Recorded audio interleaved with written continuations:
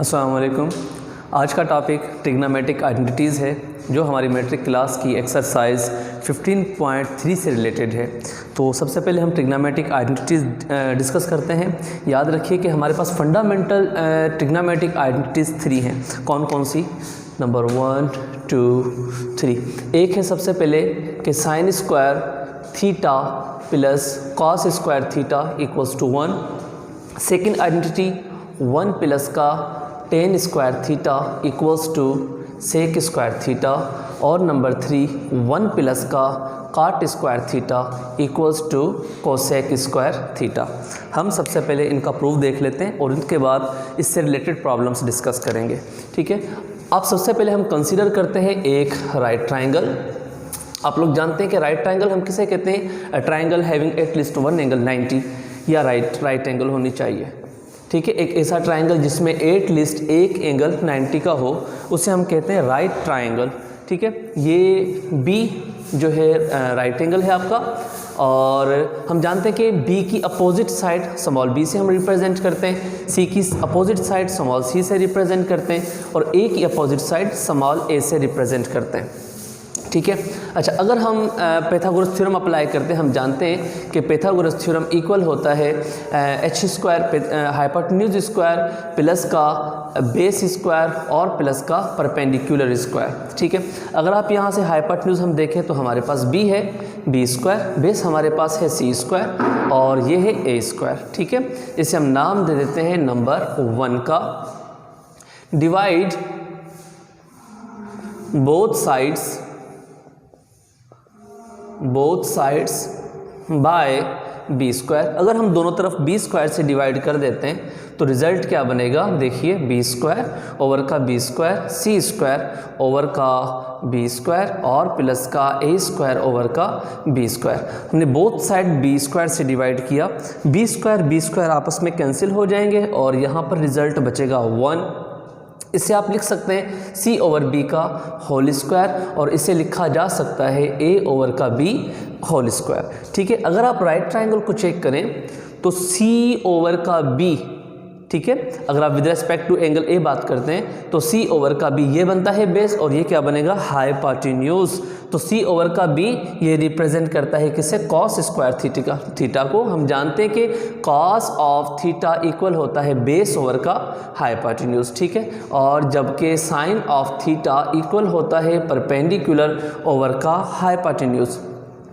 तो a over का b with respect to ए अगर आप बात करें तो a परपेंडिकुलर है और b हाइपोटेन्यूज है, तो a ओवर का b इक्वल होगा साइन स्क्वायर थीटा का। इसे हम कुछ इस तरीके से भी लिख सकते हैं कि साइन स्क्वायर प्लस का cos square theta equals to 1। एक ट्रिग्नोमेट्रिक आइडेंटिटीज हमारे पास प्रूव हो चुकी है। ठीक है, दूसरी आइडेंटिटी हम चेक करते हैं।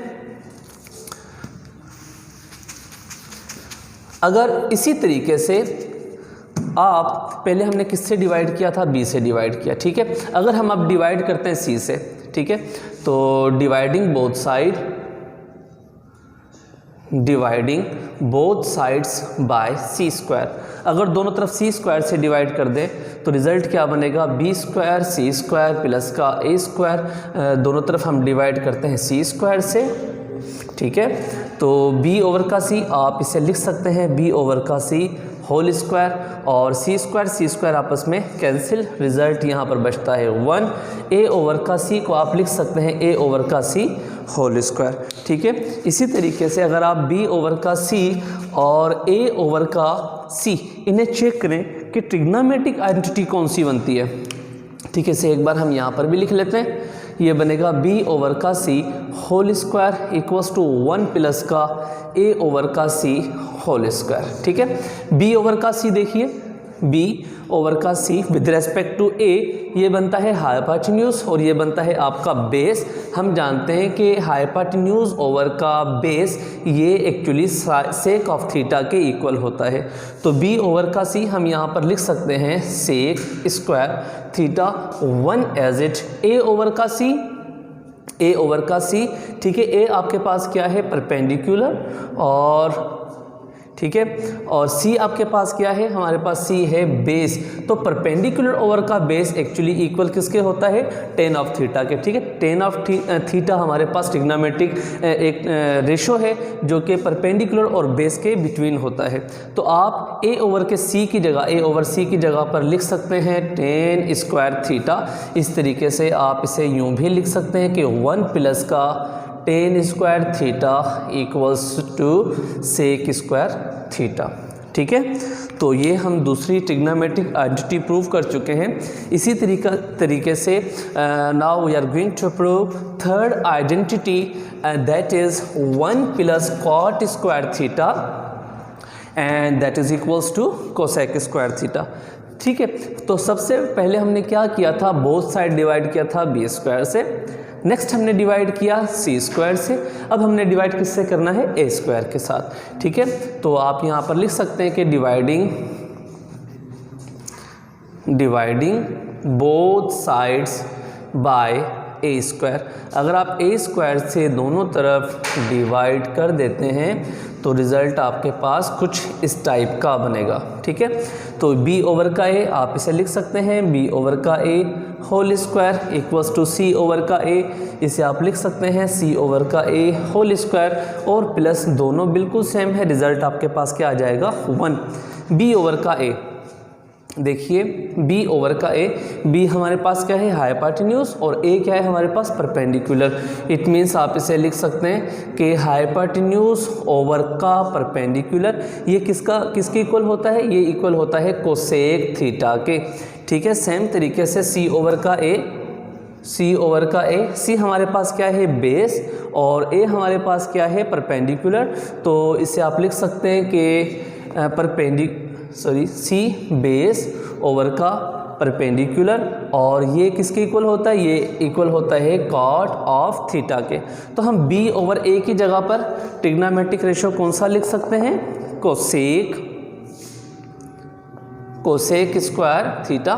b ओवर a की जगह पर आ गया कोसेक, और स्क्वायर आपका एज इट अपनी जगह पर आ गया, इक्वल की साइन एज इट आएगी, ठीक है। c ओवर का a किसके इक्वल है, कॉट के और कॉट ऑफ थीटा के, ठीक है। हम यहाँ पर थीटा बना देते हैं, c ओवर का a, और ये स्क्वायर था तो आप इसके ऊपर स्क्वायर एज इट दे देंगे, और प्लस का 1 आप आ गया एज इट, ठीक है। इसे आप इस तरीके से भी लिख सकते हैं कि 1 प्लस का कॉट स्क्वायर थीटा इक्वल होगा किसके, कोसेक स्क्वायर थीटा के। ये हम प्रूव कर चुके हैं जो फंडामेंटल हमारे पास ट्रिग्नोमेट्रिक आइडेंटिटीज़ हैं, 1 प्लस का tan स्क्वायर, 1 प्लस का कॉट स्क्वायर और sign square plus cos square theta. अब इनमें से कुछ दूसरी आइडेंटिटीज़ भी बन सकती हैं, कौन कौन सी, ठीक है। अब फंडामेंटल में से देखिए हम इसे लिख सकते हैं कि अगर साइन स्क्वायर को इसी तरफ रखा जाए और एडिटिव प्रॉपर्टी अप्लाई करके हम रिज़ल्ट हासिल कर सकते हैं कि sine square equals to 1 minus का कॉस स्क्वायर थीटा। एक ये आपके पास थी फंडामेंटल आइडेंटिटी नंबर 1, इसे हम नंबर देते हैं नंबर 2, और इसे नाम दे देते हैं नंबर का 3, ठीक है। और इसी में से एक और प्रॉपर्टी बन सकती है, इसे आप नाम दे दें नंबर 4। और दूसरी प्रॉपर्टी कौन सी बन सकती है, अगर हम कॉस स्क्वायर को अपनी जगह पर रखें, साइन को इस तरफ शिफ्ट कर देते हैं, तो रिज़ल्ट कुछ इस तरीके से बनेगा 1 माइनस का साइन स्क्वायर थीटा, यानी कॉस स्क्वायर बराबर हो गया है 1 माइनस का साइन स्क्वायर। इसे नाम दे दें नंबर 5 का, ठीक है। ये ऐसी प्रॉपर्टीज़ हैं जो बार बार आपके प्रॉब्लम्स में हमें इन्हें देखना पड़ेगा, और इनसे प्रॉब्लम जो सॉल्व करेंगे, अगर हमें सारी आइडेंटिटीज़ याद होंगी तो हम इस तरह की जितने प्रूव वाले प्रॉब्लम्स हैं एक्सरसाइज के हम इजीली सॉल्व कर सकते हैं, ठीक है। इसी तरीके से अगर हम नंबर 2 ले लेते हैं, नंबर 2 हमारे पास क्या था, 1 प्लस का tan स्क्वायर और थीटा जो कि इक्वल है सेक स्क्वायर थीटा के। इसे अगर हम यूँ लिखना चाहें कि tan स्क्वायर थीटा आप अपनी जगह पर रखें और सेक स्क्वायर अपनी जगह पर रखें, अगर 1 को हम शिफ्ट करते हैं या यूँ समझिए कि प्रॉपर्टी हम यूज़ करते हैं तो ये बन जाएगा tan square equals to sec square minus का 1, इसे नाम दे दें नंबर 6 का, ठीक है। इसी तरीके से अगर मैं इसी में से दूसरी प्रॉपर्टी बनाना चाहूँ कि 1 आप अपनी जगह पर रखें, सेक स्क्वायर अपनी जगह पर रखें, अगर हम tan को शिफ्ट कर देते हैं तो रिज़ल्ट कुछ आपके पास इस टाइप का बनेगा। ठीक है, ये एक कोर प्रॉपर्टी हमारे पास बन चुकी जो कि हमें यूज़ करनी पड़ेगी एक्सरसाइज के अंदर। ठीक है, यहाँ पर ज़रा देखिए 1 प्लस का कॉट स्क्वायर इक्वल था कोसेक स्क्वायर के।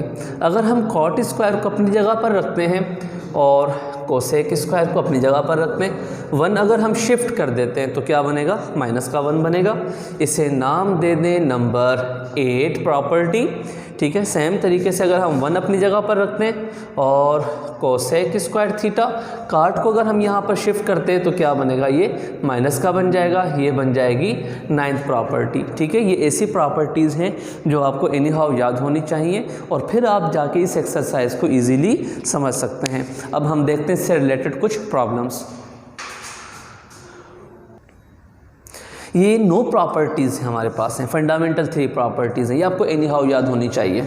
ठीक है, ये हमने इसकी डेरिवेशन की कि sine square plus cos square 1 के इक्वल किस तरीके से होता है, 1 plus tan square sec square के किस तरीके से इक्वल होता है, और 1 प्लस का cot square cosec square theta के किस तरीके से इक्वल होता है, इनकी हमने डेरिवेशन कर ली। लेकिन अगर आप इन्हें वैसे ही प्रूव करना चाहें कि इसके इक्वल किस तरीके से है तो आप कोई भी एंगल अपनी तरफ से ले सकते हैं। ठीक है, 0 डिग्री ले लें, 30 डिग्री ले लें, 45 डिग्री, कोई भी एंगल अगर आप यहाँ पर रखते हैं तो आपका रिजल्ट ये वेरीफाई हो सकता है कि ये 1 के इक्वल किस तरीके से होता है। ठीक है, और इनमें से जो फर्स्ट हमारे पास एक आइडेंटिटी थी, इसमें से हमने 2 और प्रॉपर्टीज़ बनाई थी। जो सेकंड प्रॉपर्टी थी, इसमें से 2 और हमने प्रॉपर्टीज़ बनाई थी। ठीक है, नंबर 6 और नंबर 7। जो थर्ड आइडेंटिटी हमारे पास थी, इसमें से हमने और 2 प्रॉपर्टीज़ बनाई जिसे हमने नाम दिया नंबर 8 का और नंबर 9 का। तो नेक्स्ट वीडियो के अंदर हम एक्सरसाइज डिस्कस करेंगे 15.3।